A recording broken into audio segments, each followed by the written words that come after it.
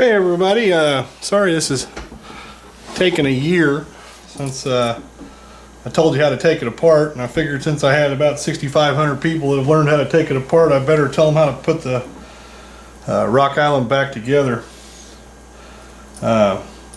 Start with the slide here. It's only a few parts that it takes. Spring and firing pin go in, ejector or extractor go in. Extractor should fit flush. Spring the firing pin are in, just to press the firing pin in. It's the same as removing it, just in the opposite direction. Get your firing pin in, push your firing pin stop up, and then just work it in. This one's going to be a little bit tight today. A lot of times the reason that's caused is that the extractor's just not quite in there square. That'll hang it up. Once you get that in there, just slide the stop in all the way. The firing pin will pop out through the hole. You can function test it, make sure that it returns without any problem. And that's all it takes to get the slide back in one piece. As far as the frame, like I say, it's going to be just exactly the opposite of the way you took it apart. Put your trigger back in. It'll be your very first part. Magazine release is going to be the next. It goes into the hole. If you remember right, you have to depress the pin slightly to bring that out and line that stop up. Once that's in, you function test it, just make sure it's in and out. Slides in and out easy enough. After that, you get the disconnector and the Sear. I don't know if you can see that, the two of them go together like that. This is probably the trickiest piece to put back in. The flat on this disconnector here will go against the very back of your trigger bow. The reason I say this is tricky, this just drops into the gap.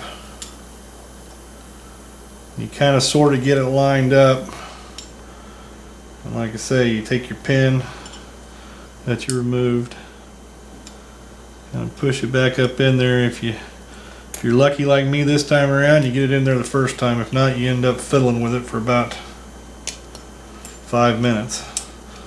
Once that's in there, you can kind of see how that goes into place. Next thing you're going to put in is your Sear spring. I'll explain the leaves on these. This controls basically all your controls, and this is where you're going to have problems if you've got issues. This leaf of the spring controls your Sear. The center leaf controls your disconnector, and the outside leaf that actually will point back toward the back of the pistol controls your grip safety. One of the big tricks is to make sure, you'll see this has a little notch on it. That notch goes alongside the Sear, and you want to make sure it's over the top of the Sear leg and not on the bottom side of it. This is, like I say, this is where you usually run into the most problems with the reassembly. If you're having problems with your hammer falling when you do your function test, it's usually because this Sear leg spring is out of adjustment. If you're having problems with a mushy disconnector, that's the center spring, it requires adjustment that way. And if you got a mushy grip safety, you just want to bend that one back. This goes into this slot at the bottom here. It's got a little tab on it. Basically, it'll just lay in there and fall into that slot. And you can see how that first leg is just over the leg of the disconnector there. That's how you want it assembled. Then goes your mainspring housing. I always just push it up just enough to hold it in until I get the grip safety on. Hammer goes in next. Slides in. Should slide in. It's like our disconnector is. And like I say, this is where this is one of those assembly points that you kind of got to watch out for, because it'll get you every time.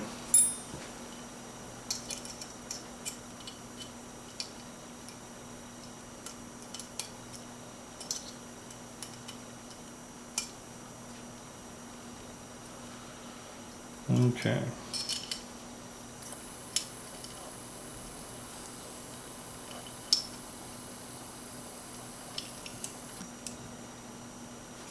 What had happened there is that the two legs on the disconnector and the leg on the center leg of the the two legs of the Sear and the leg of the disconnector, the legs are supposed to go outside the flat that goes in the back of the trigger bow. What had happened was they were on the inside of it like this. So that's a fairly common assembly problem. You'll get guys all the time that say, oh, I can't get the hammer back in, and that's why. Once you got the hammer in, hammer pin goes in, you got your hammer strut. It'll go in your top of the mainspring housing there. Engage that spring. After that, your grip safety. Your grip safety pin is also your safety. So you need your hammer in the back location. Safety goes in, you got to get that hole lined up.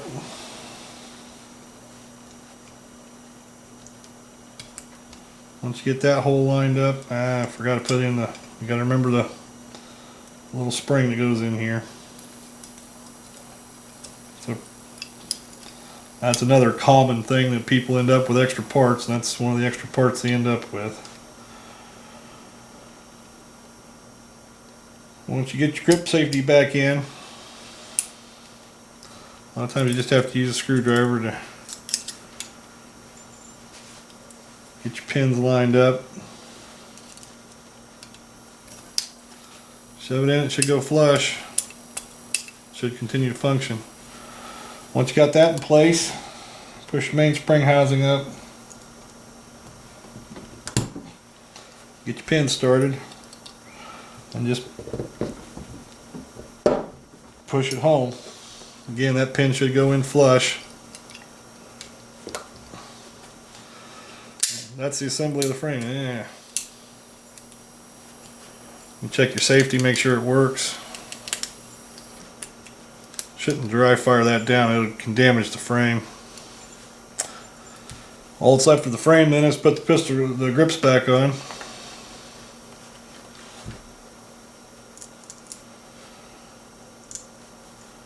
Pretty simple process, just the 4 screws, slide them back on. Get your 4 grip screws back in.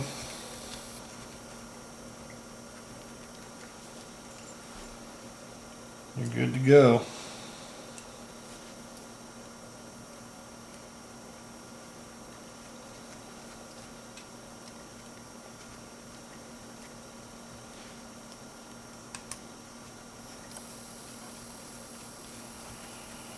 After you get those screws in, frame's done,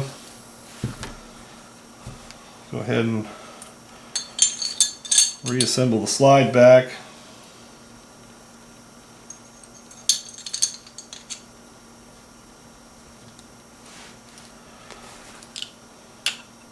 Slide goes on the frame.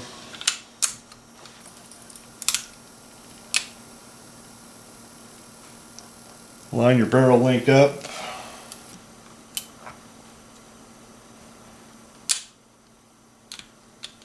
Back to your assembly notch.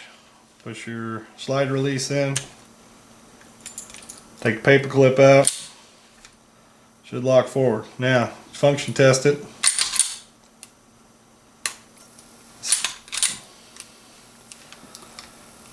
Make sure your safety works without the grip safety. Make sure it works with the grip safety engaged. You're good to go there.